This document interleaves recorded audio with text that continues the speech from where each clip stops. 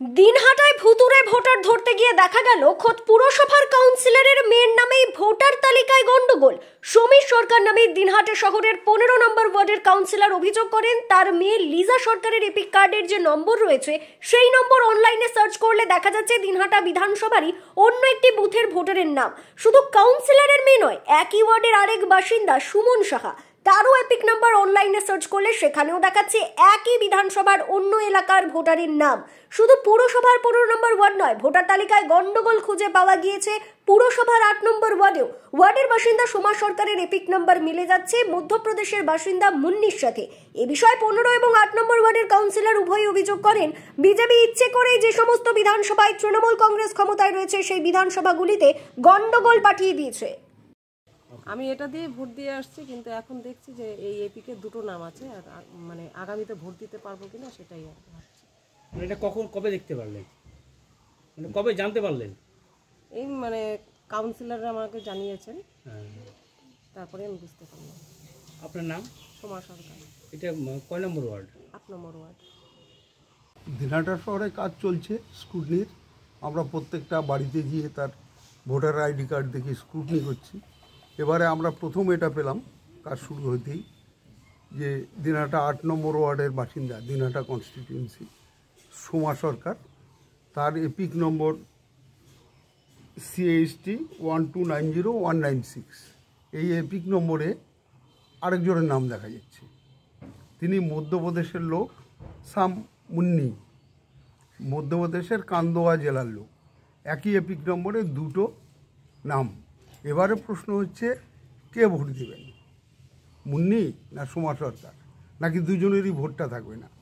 তা এখন প্রশ্ন হলে এই যে জালিয়াতিটা চলছে ভোটার লিস্ট নিয়ে, যেটা আমাদের দল এটাকে নিয়ে সারা রাজ্য জুড়ে চর্চা হচ্ছে, সারা দেশ জুড়ে চর্চা হচ্ছে, যে ভোটার তালিকায় জালিয়াতি আছে। একেবারে হতভাগার দল, জোচ্চোরের দল। বিজেপি এতদিন ইভিএম মেশিন নিয়েছিল প্রশ্ন, আরও অনেক রকম প্রশ্ন, এবারে নতুন প্রশ্ন ভোটার লিস্টে জালিয়াতি। আমরা দেখলাম সুদূর দিনহাটা সীমান্ত অঞ্চল, সেখানেও জালিয়াতি করেছে নির্বাচন কমিশন এবং বিজেপি দলের নির্দেশে। আর হতভাগারা যে ধরা পড়ে যাবে এটা হয়তো ভাবেনি। এখন দেখা যাচ্ছে যে চারিদিকে এরকম, দিনহাটায় আরও ধরা পড়েছে। আমরা সোমা সরকারকে বলেছি যে তার যে উপযুক্ত ব্যবস্থা, সে যাতে ভোট দিতে পারে সঠিকভাবে, তার ব্যবস্থা আমরা দলের সাথে যোগাযোগ করে আমরা তার ভোটের ব্যবস্থা করব এবং নির্বাচন কমিশনে আমরা অভিযোগ জানাবো কেমন করে এরকম ভোটার তালিকা বেরোলো। এবং এই যে কাণ্ডটা ঘটছে জালিয়াতি ভোটার তালিকায়, কারচুপি, সেটা মানে কি কারণে কারা এটা করছে, তাদের শুধুমাত্র ভোটার তালিকার সংশোধন নয়, ওই নির্বাচন কমিশন বলছেন যে নতুন করে তারা ব্যবস্থা নেবেন। আমাদের বক্তব্য হলো শুধু ব্যবস্থা নিলে হবে না, কারা এই কারচুপিটা করছে তাদের বিরুদ্ধে একেবারে আইন অনুযায়ী ব্যবস্থা নিতে হবে। শুধুই এপিক কার্ডই করলে হবে না। আর আমি বলি এটা একটা হতভাগ্যের দল, হতভাগার দল, যেখানে শুভেন্দু অধিকারের মতো লোক আছে, এক জালিয়াত লোক। সুতরাং এটা আমরা আর ঘুরতে দেবো না। আমরা দলের পক্ষ থেকে সব রকম ব্যবস্থা নেব এবং বাংলার মানুষ যাতে বাংলার ভোটার তালিকায় কোনো রকম কারচুপি না থাকে, তা আমরা দলের সব কর্মীরা বাড়ি বাড়ি গিয়ে সমস্ত এপিক কার্ড চেক করে আমরা দেখে ব্যবস্থা নেব।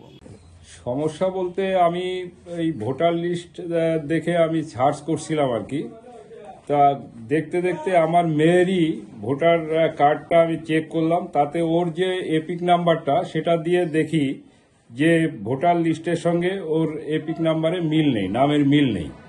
ওর এপিক নাম্বার দিয়ে মেরে দেখি মাম্পি দাস সাহা, এটা অন্য জায়গা।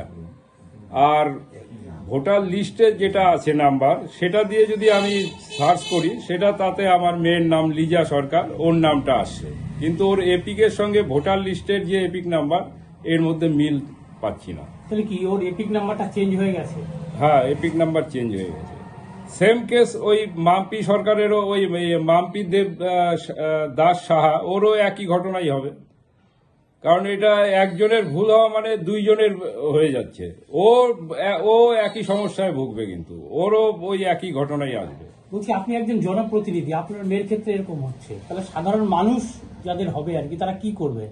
এটা জিনিসটা বোঝা যাচ্ছে না। আমার তো মনে হয় এটা কোনো উদ্দেশ্য প্রণোদিত ভাবে এরকমটা মনে হয় করেছে, আমার মনে হয়। বিশেষ করে যে সমস্ত বিধানসভাগুলো তৃণমূলের দখলে আছে, সেই সমস্ত সিটগুলোর উপরেই হয়তো কোনো একটা দল হয়তো টার্গেট করেছে যে এই সমস্ত জায়গাগুলোয় এপিকের সঙ্গে ভোটার লিস্টের একটা গন্ডগোল করে দাও, যাতে জেনুইন ভোটার যেগুলো তৃণমূলের ভোটার তারা যাতে ভোট দিতে না পারে। এরকম একটা ঘটনা আমাদের মনে হচ্ছে, একটা চক্রান্ত একটা হয়েছে কিছু। এটা আমরা এখন চেক করছি। এটা হয়তো আমার বিশ্বাস আরো বেরোবে। আমার কাছে আরেকটা এসছে এই ভোটার লিস্টে, আরেকটা এইরকম গরমিল দেখা যাচ্ছে। কোন দল এমনটা টার্গেট করতে পারে বলে মনে হচ্ছে?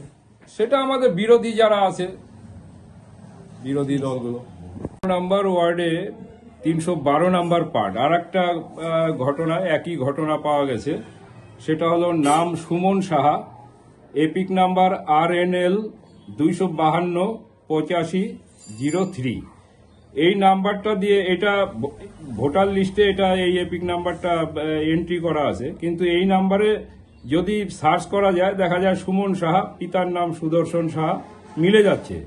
কিন্তু এই সুমন সাহার কাছে যে এপিক নাম্বারটা আছে, যে এপিকটা আছে তার নাম্বার হলো 250770।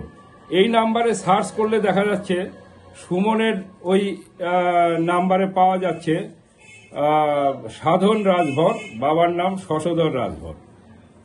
মানে সেক্ষেত্রে তাদের বিধানসভা এক থাকলেও পার্ট চেঞ্জ হয়ে যাবে। পার্ট অনেকটাই দূরত্ব আছে, বিধানসভা একই বিধানসভা, কিন্তু সমস্যা তো তারা তো কেউ ভোট ওই সাধন রাজভরও দিতে পারবে না, এই সুমন সাহাও দিতে পারবে না, দুইজনেরই একই গন্ডগোল হয়ে আছে।